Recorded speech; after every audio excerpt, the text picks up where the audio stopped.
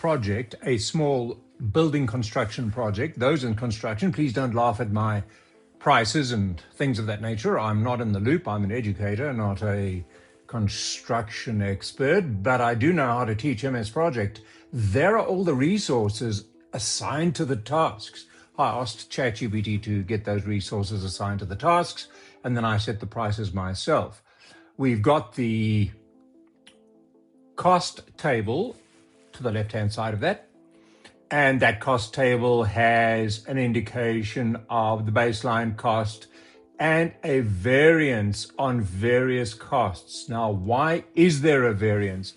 There can be a variance for a variety of reasons, off the baseline, extended schedule, things of that nature. But in this case, it was poor procurement management in that some of the resources changed their rates after the contract was signed.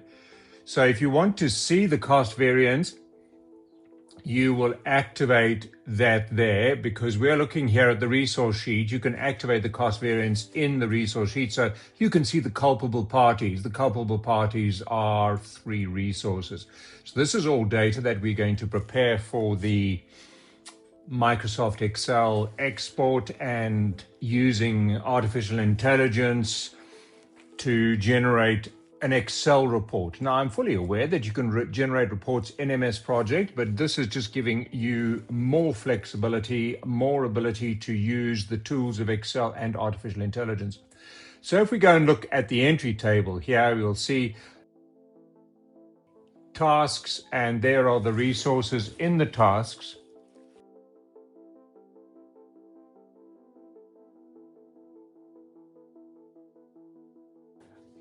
Are, as you can see, both material and work resources. Let's go back to the cost table. Now, how are we going to get this data out of MS Project into Excel? Well, I do suggest a simple copy paste. Remember, that does make it static. The dynamic one we're working on, and there'll be a video on that. That'll be really interesting to see a dynamic one. So what we're doing is we are simply copy pasting. We are inserting the WBS column. So I'm going to copy paste again, which will be a simple outline number. I haven't created a WBS code. So let's go. So we're about to copy that into a Microsoft Excel, and we go straight into Microsoft Excel and paste it. Let's do that. Paste it right here. It'll paste it with field and column headers. You just need to do a little bit of column widening and row heightening or narrowing, should I say, and that will make the table intelligible. So let's do that, and let's look at the data. There we go, there's the data. Let's just widen the columns. What we're doing is we're preparing this data so that artificial intelligence can peruse the data and then generate a report. But I'm also going to copy paste the resource sheet in as a non-adjacent table in the same sheet so that ChatGPT can have a look. Let's go back. Let's go to the resource sheet and let's copy paste that. Remember, I did add the cost variance column so that ChatGPT can identify the culprits. There we go, and I'm simply going to, I could paste it below, but I think I'd rather paste it to the right-hand side. Let's go.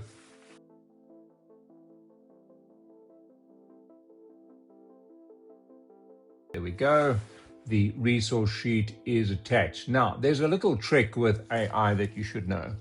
And the little trick is to get AI to generate a prompt that you can feed into AI. All right, it's best with generating prompts.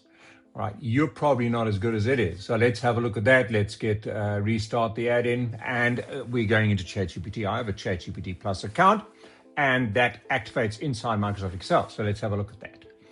Right, so I'm going to ask it now to generate a prompt, which would then allow me to ask it to do a report.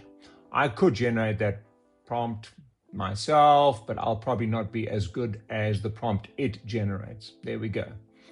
Okay, so let's ask it to do that. Devise a prompt for me that generates a report based on the variances in the data to the left.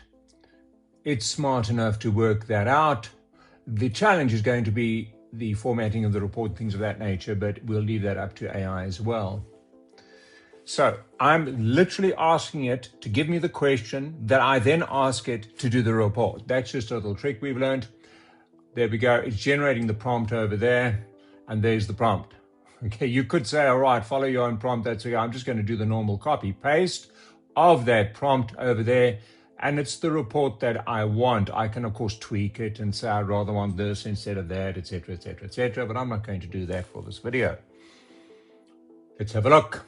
There we go. I'm going to pause the video a number of times because it gets really busy.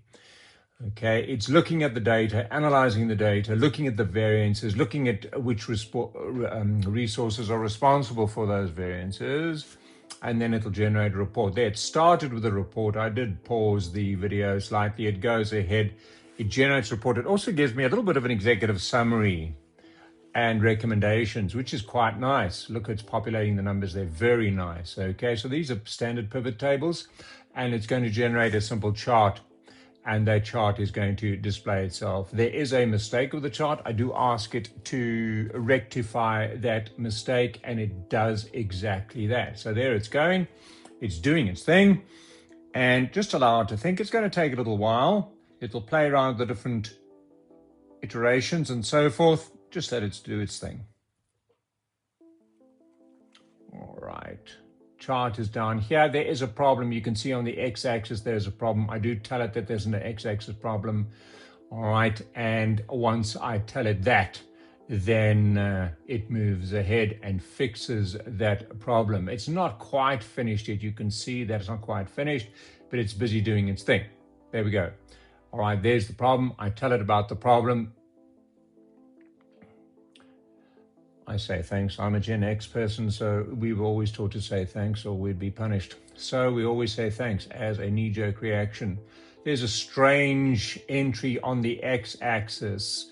I'm looking at chart data over there. It does actually go ahead and fix that, which is really cool.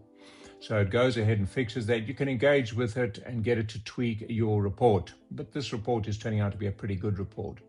Can you see to that? Also, can you produce some indication of the, I'm trying to remember what I typed here, resources responsible, there we go, for the actual variance. And it does eventually do that. It eventually does that. I'd pause the video many times, okay, while it goes about doing this. Right there, it's busy doing its thing. There's the chart being recreated over there. And it is going to put those resources responsible for the variance below the chart in some text. That little item happening on the top right-hand corner is not really good, but I think it gets rid of that eventually. There's the chart fixed, right? The chart has been fixed, and you can see the variances by major phase, which it has picked up, obviously, from the original data in sheet 1.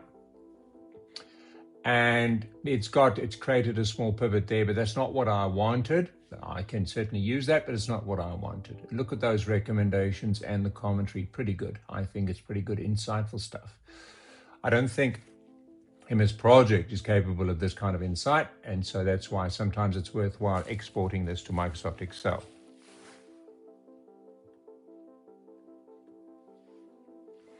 All right, let's have a look at its reasons. There we go. There are the usual suspects: a general laborer, civil foreman, and site engineer, and they have cost. Their rate per cost, it doesn't give me an indication of the original rate per cost. Okay, so that's something I'm going to have to work on, but there is the variance as a result of their rates. And of course, you can go ahead and pursue whatever it is you have to get that paid.